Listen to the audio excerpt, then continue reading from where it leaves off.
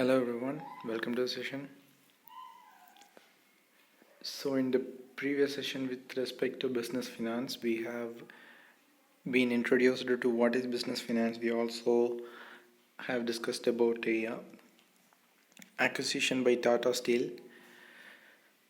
So clearly the one thing that business finance teaches us is that finance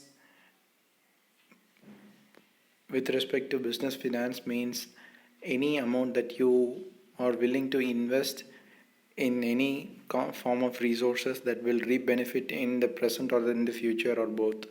So if you have a lump sum and you want to invest it in buying an asset or building a plant, or you want to buy a company, so that's called financing.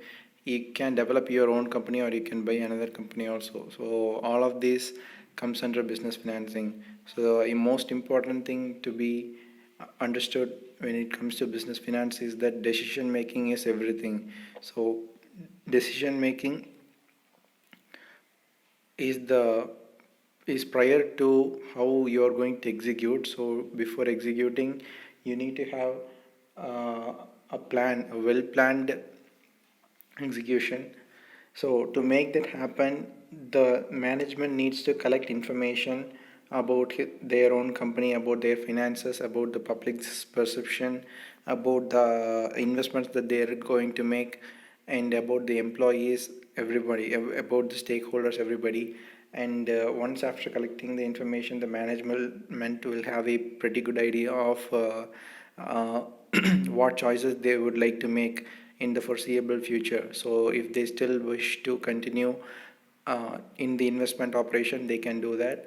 So thus the role of financial management is important to any organization. So the book says that this role cannot be exaggerated, means any credits that goes to the financial management will be worth it, which means that any person, any management manager who is in the position for financial management, especially business finance, has a plenty of work to do. We will see what are all the roles in here that are defined in here.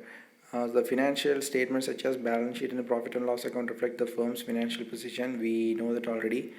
Almost all items in the financial statements of a business are affected directly or indirectly through some financial management decisions.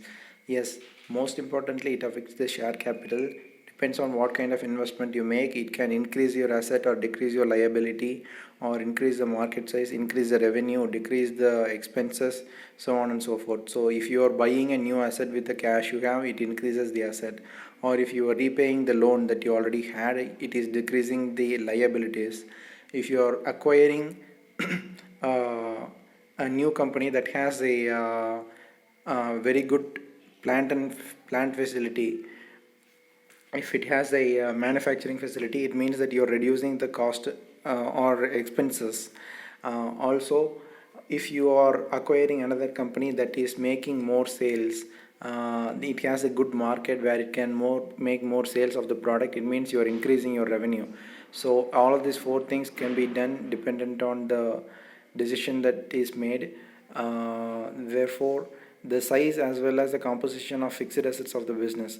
Like I said, the fixed asset, a capital budgeting decision can invest a sum of rupees 100 crore in a fixed asset would be raise the size of the fixed asset block by this amount. So blocks are something, yeah, that is of a group of fixed asset. For example, if a company owns a fleet of cars that is to be used by the top management people, CEO, CFOs, chairman, directors, so on and so forth. So that block is called cars, transport services. So that's one block. And there could be another block like buildings. The buildings would include office buildings, factory buildings, employees workplaces, and if there are any godowns or guest houses for the directors, all of these will come under buildings and building block. And then there are plant and machinery block, will include all kinds of plant and machinery that a company owns. It's not that they will keep all the plant and machinery in the same place. The plant and machineries will be present where they need to be present, but in the books of accounts they will be categorized together as a single block called the machinery block. So if you want to increase your fixed asset, like I said, if you have enough money to buy a new asset, and if you are buying a new asset, it is going to increase the asset value of the company. Second, quantum of current assets as well as its breakup into cash, inventories and receivables. So with an increase in the investment in fixed assets, there is a commensurable increase in the working capital requirements.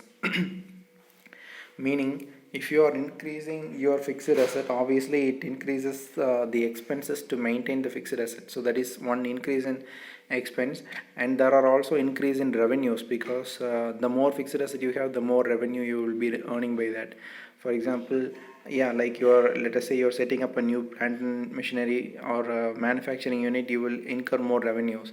So any investment in fixed asset will reflect as an increase in working capital.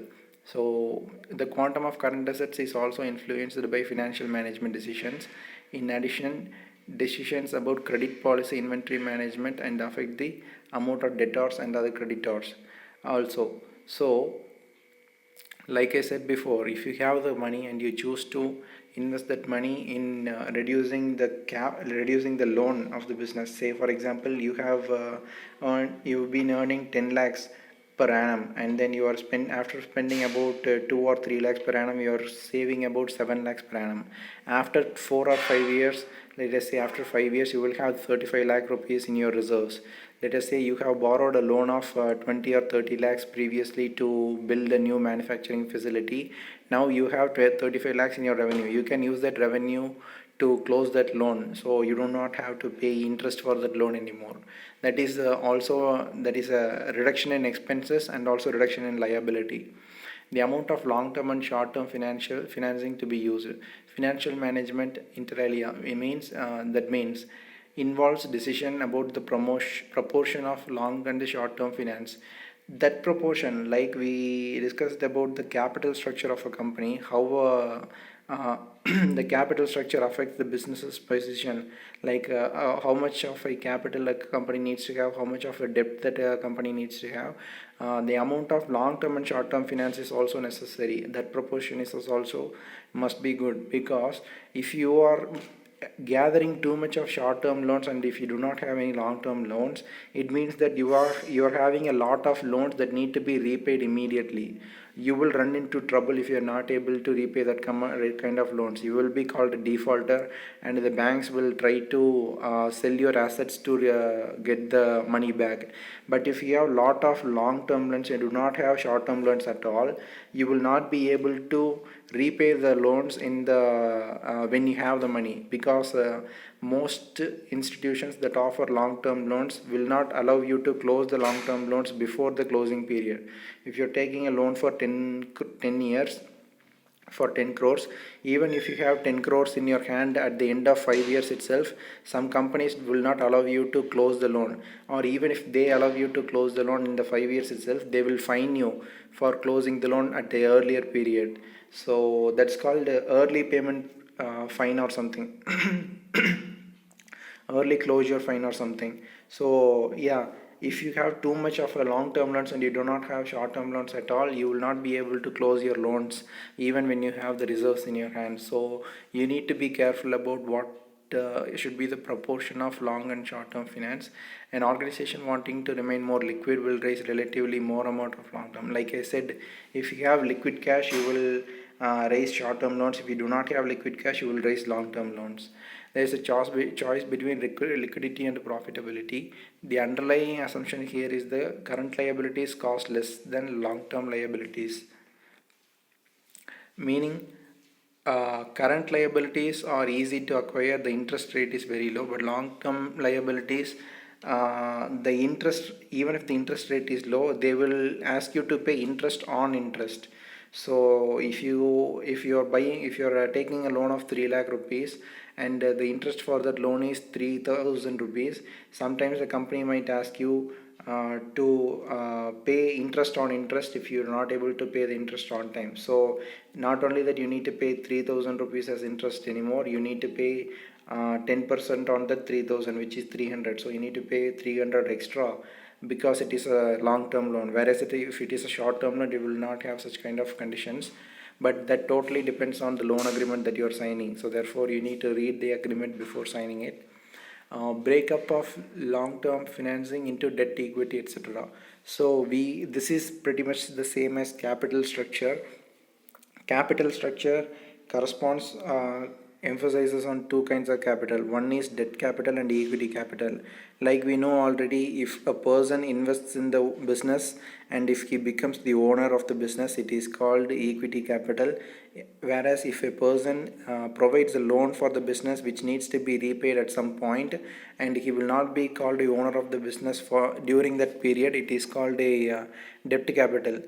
In equity capital, there is no necessary for you to pay interest on the investment made by the investor, whereas in debt capital you need to pay interest on the investment made by the investor. So well, the cost of raising equity capital is more than raising debt capital, but then whether you want equity capital or debt capital is purely based on your company's performances in the upcoming years.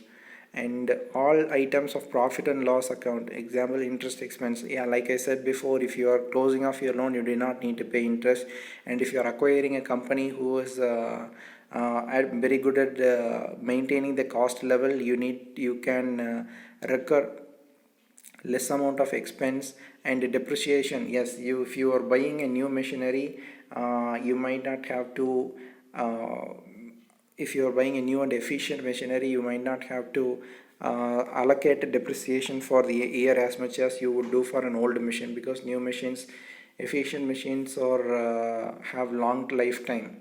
So therefore that's the thing. An expansion of the business in which is a result of capital budgeting decision is likely to affect virtually all items in profit and loss account of the business. So first of all, before that, we need to know what are all the profit and loss accounts in the business. I request the visitors to look at the profit and loss account of a business, and what kind of a financial decision will affect what kind of items in that profit and loss account, and whether it is increasing and whether it is affecting it adversely or favorably. We need to know, we will know only after we look at a company's profit and loss account and also its investment decisions. Thank you.